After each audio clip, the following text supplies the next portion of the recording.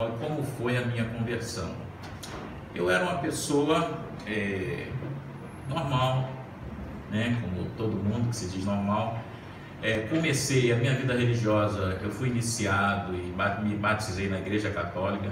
Frequentei a Igreja Católica por bastante tempo, porque minha família era católica. E depois, com o tempo, cada um foi para o seu lado.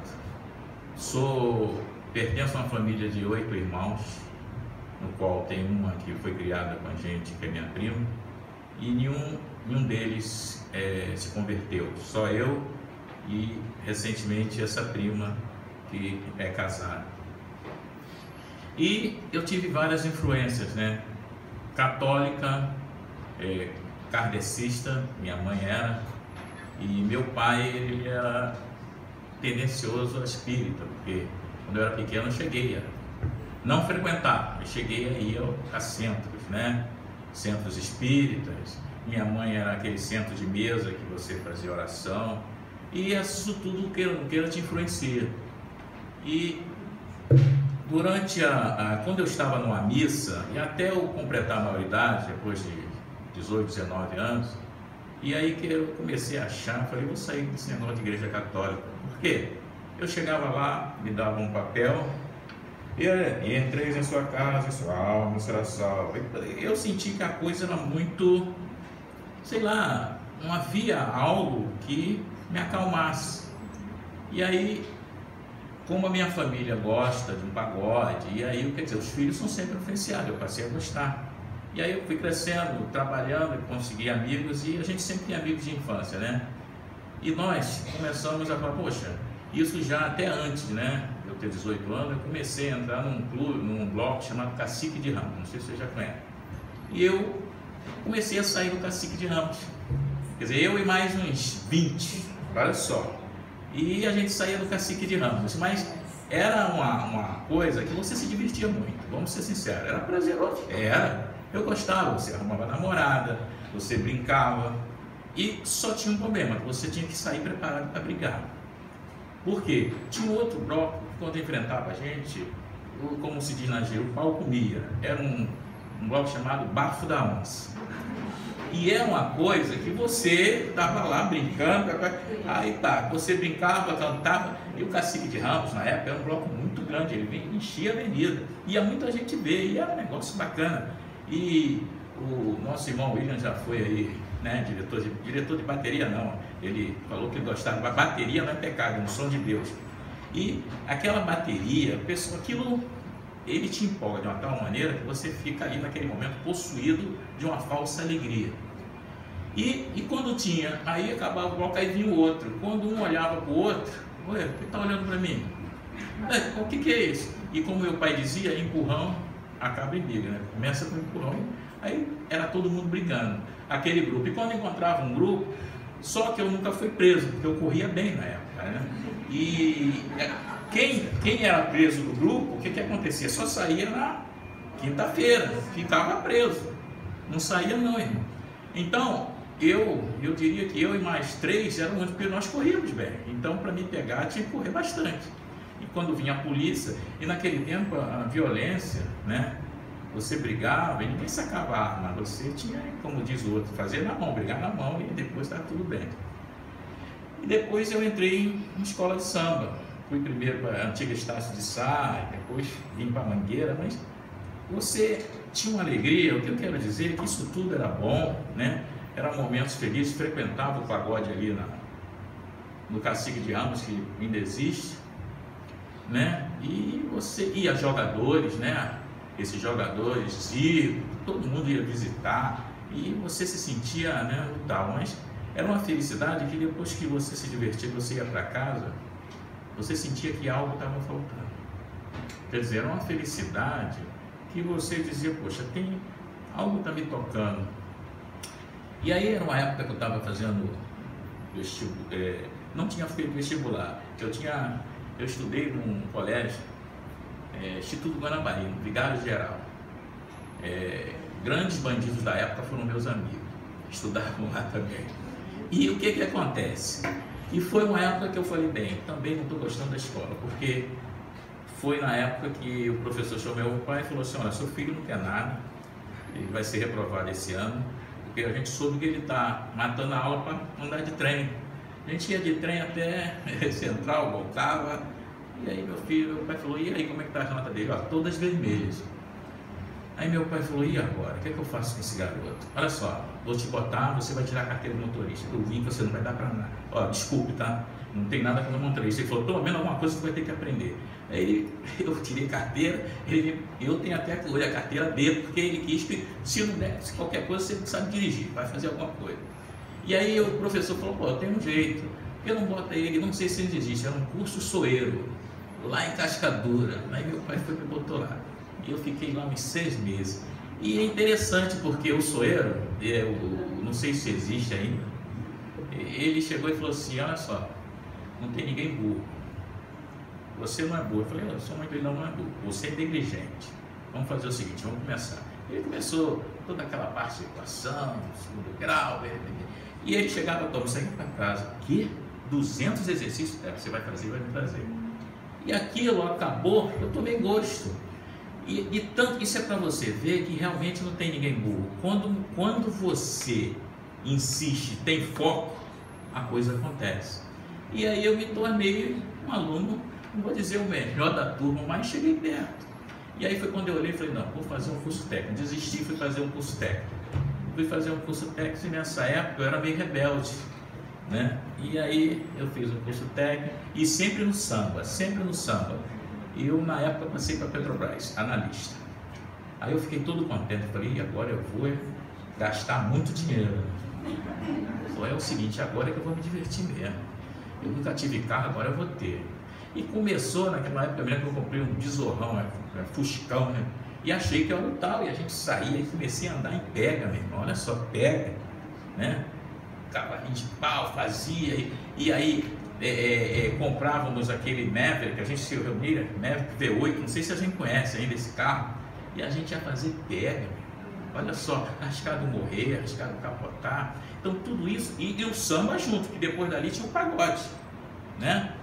Teve uma vez um irmão, eu até falei com o pastor, eu fui votar, o irmão lembrou um fato que eu nem conhecia. Se lembra aquele dia que a gente tinha a polícia estava dando blitz, tu passou direto, saiu todo mundo correndo atrás de mim, eu falei, caramba, é mesmo, quer dizer, eu podia ter morrido. Então, e nessas coisas que a pessoa morre, você não sabe, mas Deus, ele sempre tem um propósito, né? E eu comecei a trabalhar, só para você saber, passei por Petrobras, e dentro da Petrobras eu olhei, eu falei, estou trabalhando. Aí foi uma época que eu fiz vestibular, eu e a Tângela, para quem não sabe, nós não casamos logo não, ficamos aí uns 10 a 12 anos amigos. Por quê? Porque eu a conheci, né? Vestibular, nós fizemos vestibular junto, passamos por uma universidade e fomos fazer o curso, foi para a UF, aqui em Niterói, e eu tinha que ir em Niterói.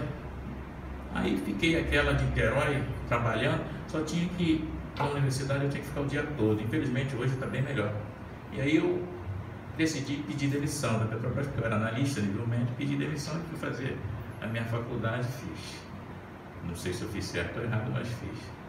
E o que aconteceu? Isso tudo eu continuei no samba, continuando saindo do Cacique de Ramos. Fui campeão na avenida, é muito bom, você desfila, mas o que eu vou dizer? Olha só, você pensa que é feliz, não sabe.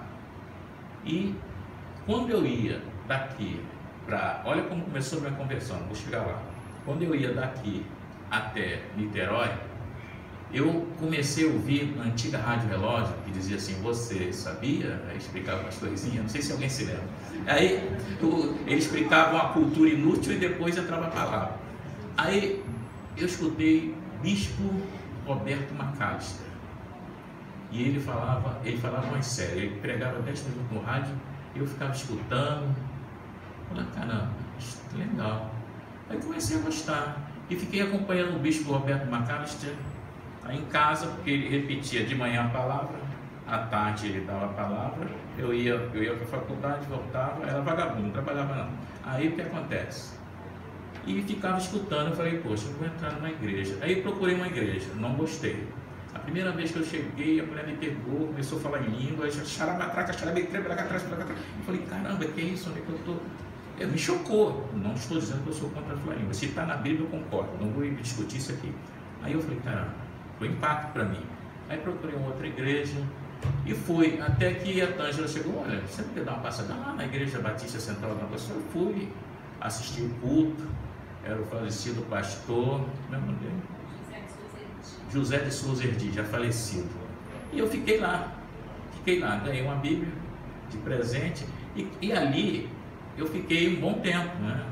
Assim, vamos lá, uns 4, 5 anos. Aí o que eu fiz? Saí dali, e eu morava no Jardim América na época. Aí nós nos formamos, ela foi para um lado, foi para o outro, né? E aí o que aconteceu? E eu no samba.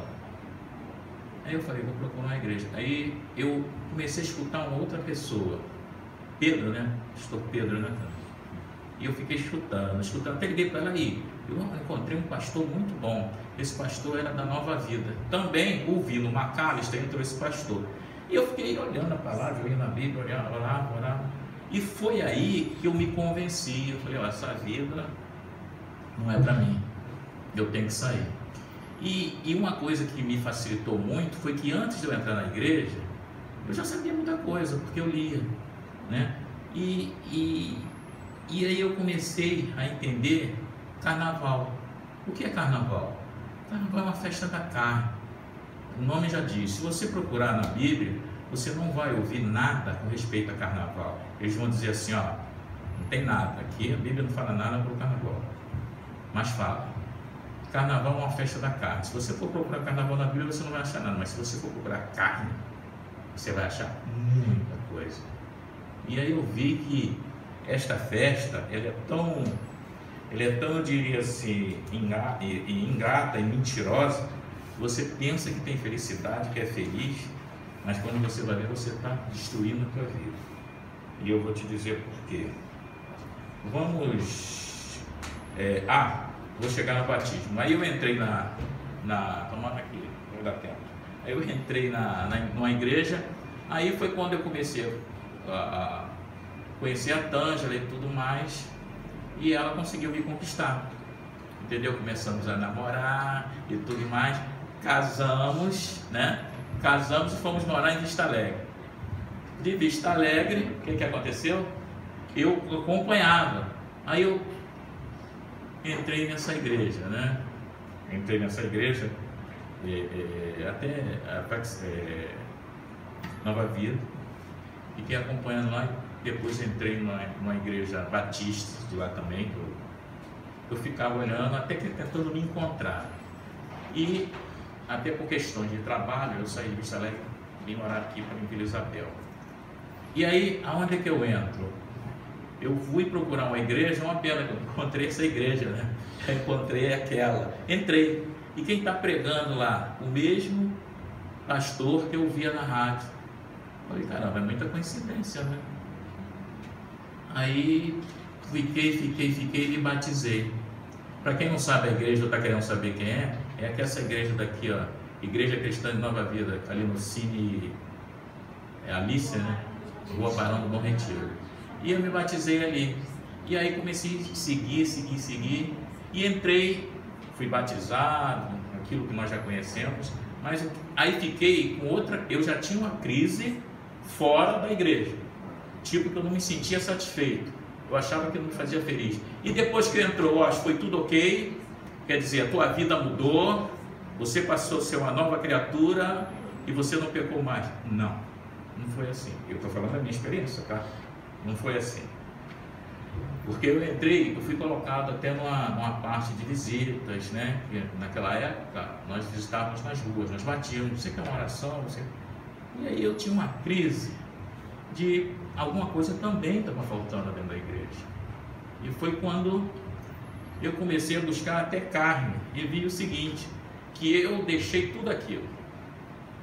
Eu deixei de beber, deixei de ir para carnaval, cortei tudo. Mas ainda não estava liberto. Por quê? Porque eu estava na igreja, bem, os irmãos maravilhosos, mas fisicamente eu tinha libertado, mas mentalmente não. Eu queria voltar. Eu achava que tinha algo errado ali. E aí eu comecei a estudar e vi que tinha algo que faltava em mim. olha, eu já estava dentro da igreja, e aí sabe o que eu decidi? Sabe o que está acontecendo comigo? Está faltando algo em mim, eu tenho que trabalhar na igreja, eu tenho que ser ativo. Não estou errado. Eu vou começar a chamar aqueles meus amigos. Pô, meus amigos foram criados comigo. E aí eu entrei numa de trazer meus amigos também para a igreja. Então, eu queria ler, primeiro dizer o que é carne. Carne é uma natureza que ela está agarrada com o nosso eu, uma natureza carne e alma, está agarrada com o nosso eu, que nos impede de manifestar uma vontade que agrada a Deus. Todos que estão na carne, ou que fazem obras da carne, estão contra a vontade de Deus. Vamos ler aqui, Gálatas 5,17.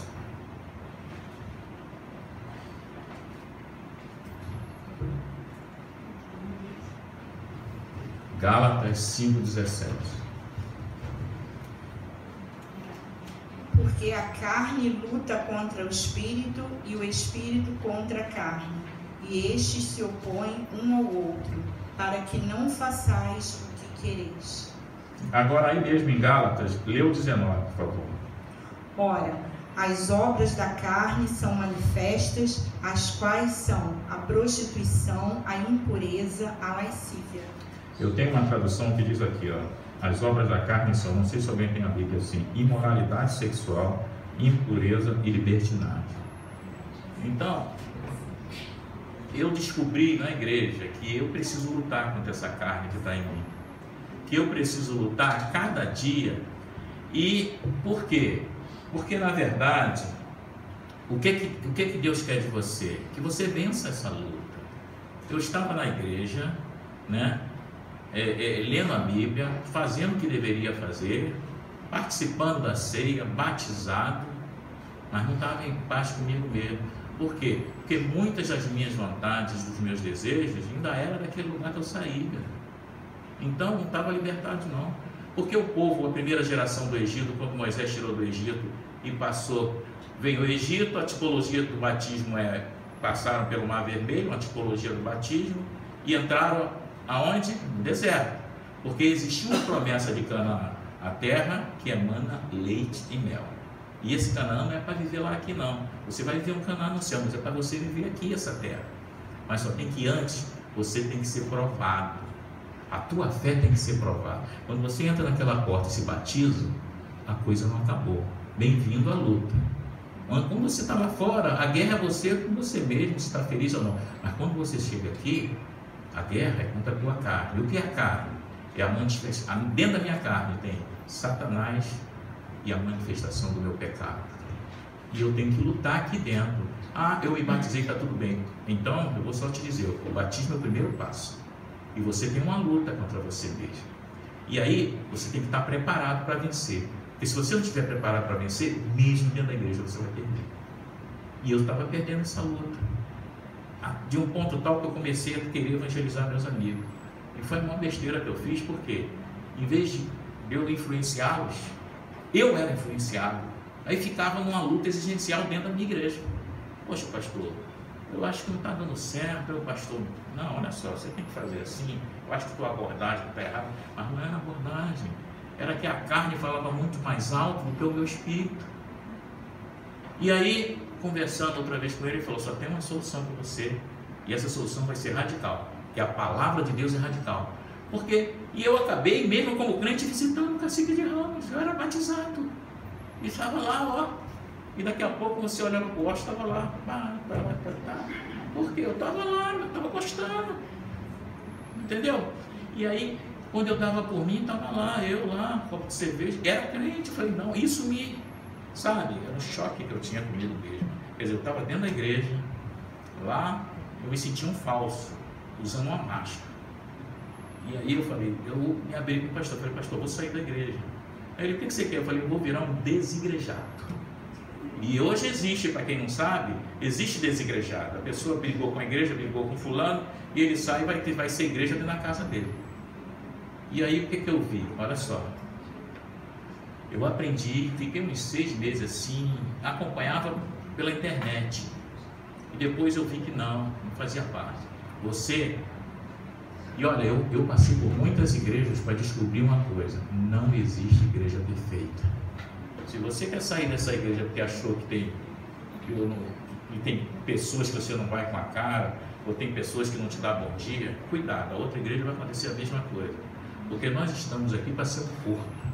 E embora igreja somos nós, Deus exige de nós um corpo coletivo, que é o corpo dele, que é a igreja.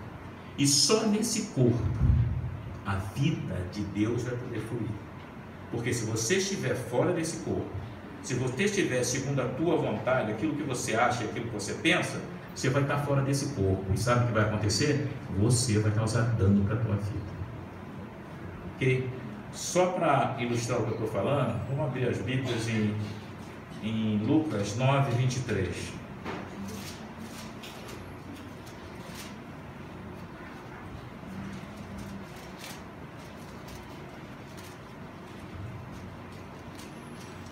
Tângelo, deixa eu só ler, eu pedi para a Tângelo me ajudar, só para ajudar minha garganta, mas vamos lá, que eu não tô legal.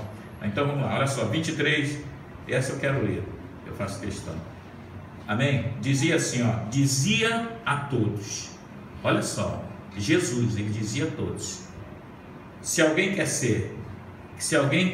vir após mim, assim, aí, olha só, desculpe, antes de falar, vou parar agora.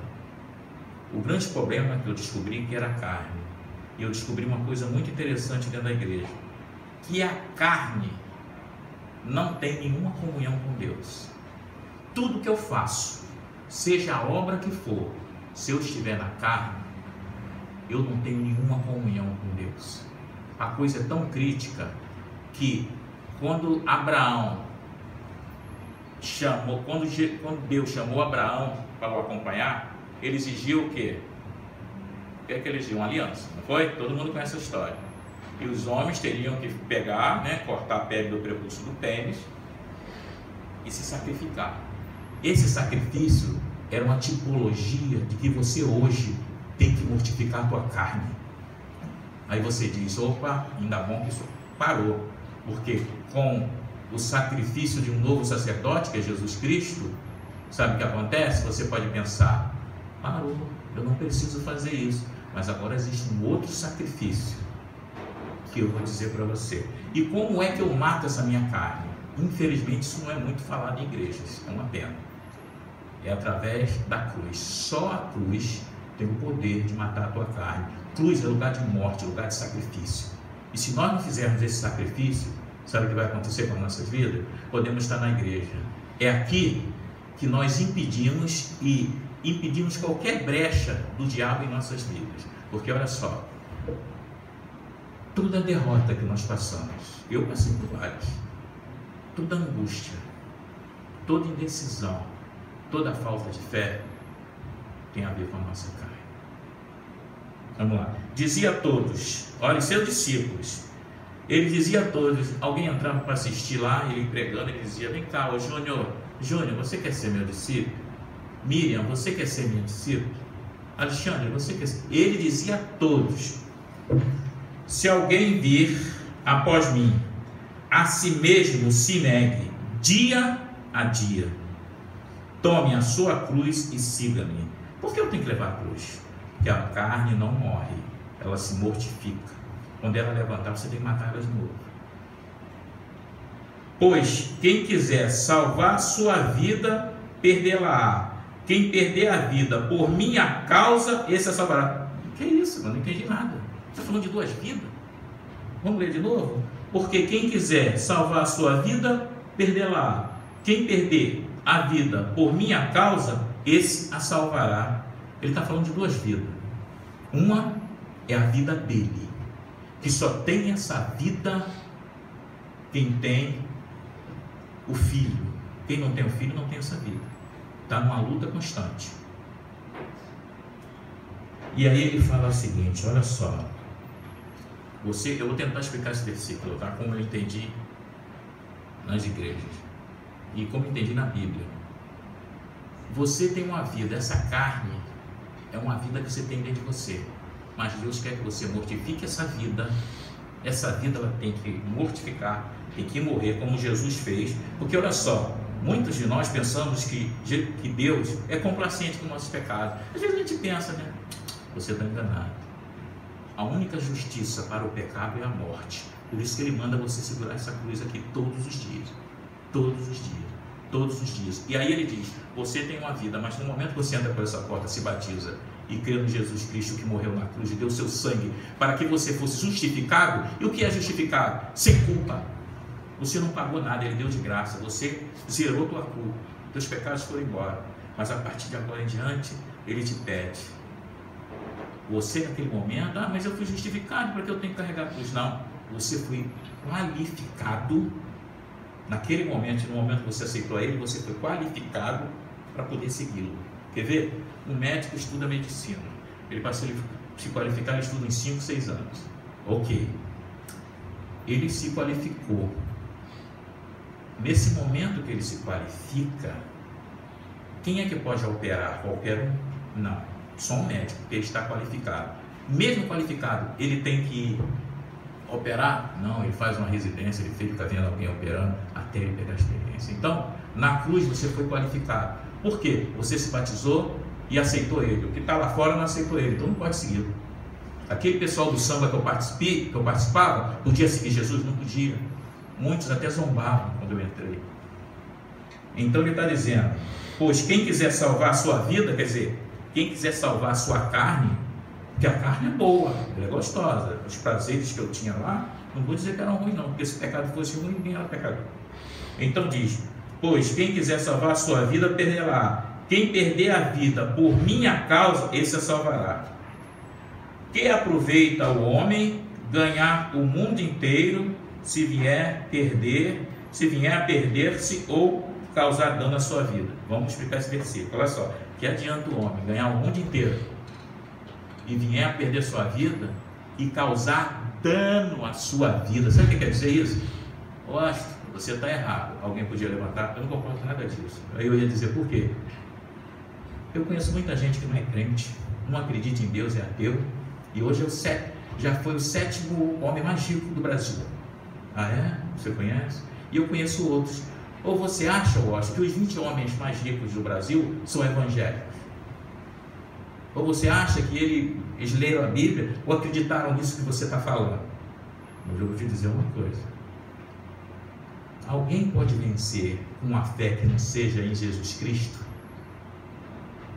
Eu vou responder para não constranger ninguém. Pode. Mas só tem o seguinte, sabe o que esse versículo está dizendo? Porque você conhece aquelas pessoas que são voluntariosas? São pessoas que, quando elas querem uma coisa, elas vão lá e conseguem. Luta. Não estou dizendo aqui dentro, não, lá fora. E elas vão lá e conseguir.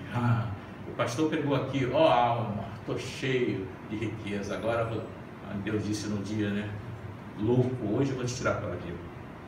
Em algum momento da tua vida, você pode vencer sem fé, acreditando apenas em você. O que vai te acontecer é que em algum momento dessa vida, algum dano vai acontecer nessa tua vida. Isso é verdade, hein? Isso é verdade. Você vai ser envergonhado.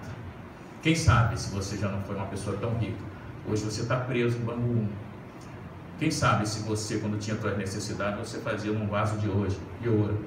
Hoje você pode estar fazendo numa latrina, numa manilha, com todo mundo olhando. Isso é dano para a vida ou não? Qualquer coincidência, eu não estou falando de ninguém, estou falando genericamente. Queira ou não queira, um dia você vai ser envergonhado. E se não for envergonhado aqui, qual a morada que você vai ter lá em cima por toda a eternidade? Então, a luta de cada um de nós, mesmo depois de batizado, não acaba não. A cada dia nós temos que levar essa cruz aqui, e a cada dia nós temos que negar a nós mesmos. Porque a carne, tudo que vem da carne, é negado por Deus. Porque qual é o compromisso que Deus tem comigo? Eu já vi muita gente dizer, o que interessa é ser feliz, meu irmão. Não é o que interessa é ser feliz. Você acha que Deus tem interesse, Deus tem compromisso com a tua felicidade? Pois bem, se alguém pensa que Deus tem compromisso com a sua felicidade, não tem. Gosto de estar falando uma tremenda besteira. Deus tem compromisso com a tua santidade. Porque a felicidade do mundo você tem, mas ela vai causar dano na tua vida. Deus tem compromisso com a tua santidade, sabe por quê?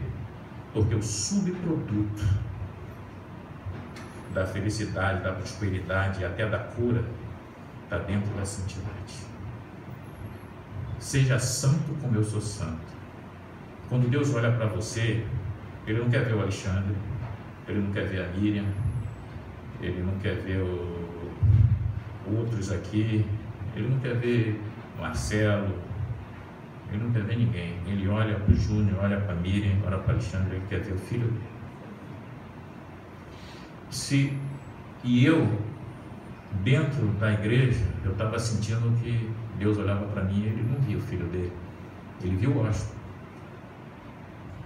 que gostava do mundo. Então agora tu é perfeito? Não sou perfeito, mas tenho uma consciência. Não sou perfeito não. Posso pecar? Posso, me pego, mas uma coisa eu tenho certeza, quando eu pego, e hoje mesmo eu acordei 4 horas para orar, porque eu achei que eu cometi um pecado ontem. E aí o que você tem que fazer, meu irmão? Você tem que a cada dia fazer o que o Paulo fez. Aqui diz que você tem que gravar essa cruz a cada dia. E eu vou ler de novo, vou botar agora a explicação na tua mente. Pois quem quiser salvar a sua vida, quer dizer, tem gente que luta por essa vida da carne, não quer saber de nada. Quem quiser salvar essa vida, perdê-la, quer dizer, você vai perder essa tua vida, vai morrer, né? E aí o que é, como nós todos vamos, mas depois eu vou chegar lá para finalizar. O que aproveita o homem ganhar o mundo inteiro, se vier a perder-se ou causar dano a si mesmo? Então, se você não quer levar essa cruz, não quer lutar, porque o único meio de você abrir brecha para o diabo é você rejeitar essa cruz. E muitos de nós rejeitam, como eu também rejeitava. E hoje eu tenho que fazer o seguinte: a cada dia chego em casa e digo, o que é que eu fiz de errado durante esse dia? Meu irmão, se você fez alguma coisa de errado, cuidado, peça perdão e se arrependa, porque Cristo, ele, se você analisar, ele só pegou uma palavra só. Sabe qual é a palavra? Arrependei-vos, pois é chegado o reino de Deus. Você vive para lutar contra a tua carne, vencer, e depois que você sair dessa vida, entrar no reino de Deus.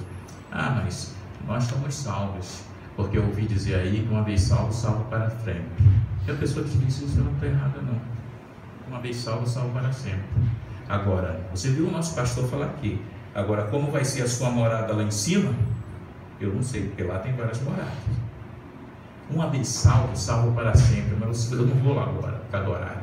Se você entrar no Apocalipse, está assim: ao vencedor eu darei a coroa da vida. Ao vencedor. O que Deus quer de você e nós, como crente, é que nós sejamos vencedores nessa vida. E o Canaã de Deus,